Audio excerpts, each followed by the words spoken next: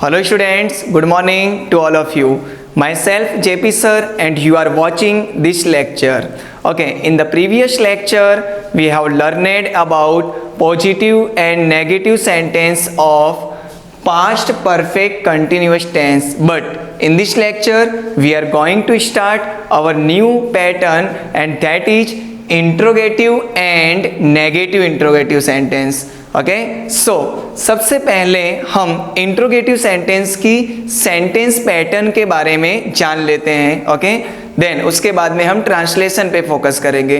But student you know मैंने आपको इसके पहले के सभी लेक्चर में एक टॉपिक समझाया है कि कोई भी सेंटेंस पैटर्न आप सीख रहे हैं सो उसे मतलब एक तरीके से उसकी मेथड पे फोकस करिए, उसकी जो शॉर्ट ट्रिक्स है उस पे फोकस करिए. सो जैसा कि मैंने आपको बताया था कि कोई भी टेंस में आप जैसे कि positive sentence, negative sentence, interrogative और नेगेटिव इंट्रोगेटिव सेंटेंस सीख रहे हैं. सो पॉजिटिव सेंटेंस की अगर आप सेंटेंस पैटर्न तैयार कर लेते हैं सो अपने आप आपको negative interrogative and negative interrogative sentence की वाक्य रचना समझ में आ जाती है. सो उसकी टेक्निक क्या है एक बार मैं फिर से रिपीट कर रहा हूं. So listen it very very carefully. Negative sentence में हम क्या करते हैं, नेगेटिव सेंटेंस में सिर्फ और सिर्फ जो हेल्पिंग वर्ब है उसके आगे हम नॉट लगा देते हैं, बाकी सब कुछ सेम टू सेम आता है. ओके फिर हम बात करें इंट्रोगेटिव सेंटेंस की. सो इंट्रोगेटिव सेंटेंस में भी सिर्फ एक ही चेंज करते हैं, जो हमारा हेल्पिंग वर्ब है उसे हम उठाकर सब्जेक्ट के पहले लिख देते हैं, राइट. और नेगेटिव इंट्रोगेटिव में क्या होता है, जो इंट्रोगेटिव में हमने हेल्पिंग वर्ब पहले लिखा था उसके साथ में हम नॉट का शॉर्ट फॉर्म यूज कर देते हैं, राइट. सो ये मैंने आपको टेक्निक एक बार फिर से रिपीट कर दी है जो आपको टेंस सीखने में काफ़ी आसानी रहेगी.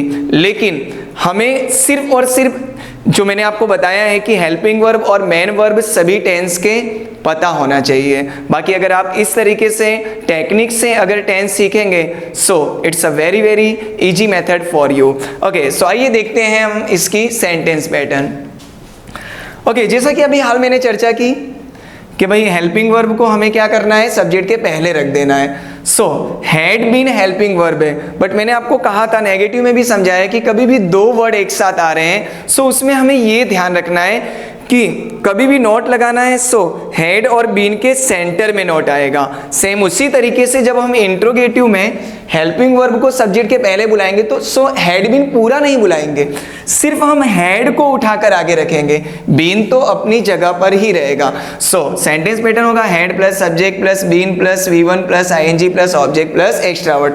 सो आइए इसे अच्छे तरीके से समझने के लिए हम एक एग्जाम्पल देखते हैं. So here is given one example. क्या वह 2 घंटे से अपना गृह कार्य कर रहा था, right. So you know it's a past perfect continuous tense and what kind of sentence is it. Okay so you know it's a interrogative sentence. Okay that means हम किसी से क्वेश्चन पूछ रहे हैं. Okay so now sentence pattern के हिसाब से first we will use had, subject में क्या आएगा ही, been same to same, V1. Verb की बात करें सो गृह कार्य करना, करने को इंग्लिश में कहते हैं फ्रेंड्स डूइंग. ओके ऐसे तो डू कहते हैं बट यहाँ पर ING फॉर्म है so we will use doing. Okay so had he been doing his homework. Okay it's a one kind of object and extra word में क्या आएगा फॉर 2 आवर्स. सो हमारा कंप्लीट सेंटेंस तैयार होता है had he been doing his homework for 2 hours. Alright last में question mark लगाना ना भूलें just because it's a interrogative sentence. Okay so यहाँ पर हमारा इंट्रोगेटिव सेंटेंस फिनिश होता है. ओके अब हम नेगेटिव इंट्रोगेटिव सेंटेंस को भी इस लेक्चर में फिनिश कर देंगे. सो देखते हैं NI. Okay NI you know negative interrogative sentence that means नकारात्मक प्रश्नार्थ वाक्य.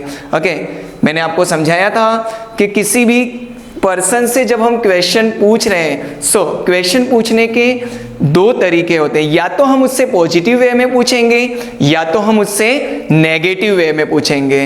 ओके सो देखते हैं नेगेटिव में हम किस तरीके से क्वेश्चन बनाएंगे. सो क्या राहुल 3 घंटे से समाचार पत्र नहीं पढ़ रहा था. दैट मीन्स हम एक बॉय की बात कर रहे हैं, उसका नाम है राहुल। क्या राहुल 3 घंटे से समाचार पत्र नहीं पढ़ रहा था?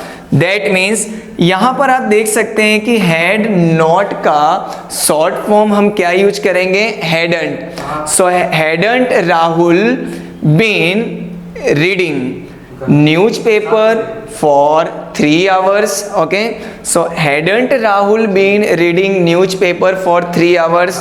लास्ट में क्वेश्चन मार्क। ओके, सो अब सेंटेंस पैटर्न तो आप सभी को पता ही है। Okay, one more example I have given here. क्या वह 2 घंटे से गीत नहीं गा रही थी? Okay, so hadn't she, girl की बात हो रही है, so we will use she. Hadn't she been, गाने को इंग्लिश में कहते हैं sing, so we will use here singing just because ING form. And a song is object, so hadn't she been singing a song, time period क्या दिया गया है? For 2 hours. Okay, so I hope ये lecture आप सभी को complete समझ में आया होगा, और फिर भी अगर आपको कहीं कंफ्यूजन है so please contact me. Okay, thank you so much.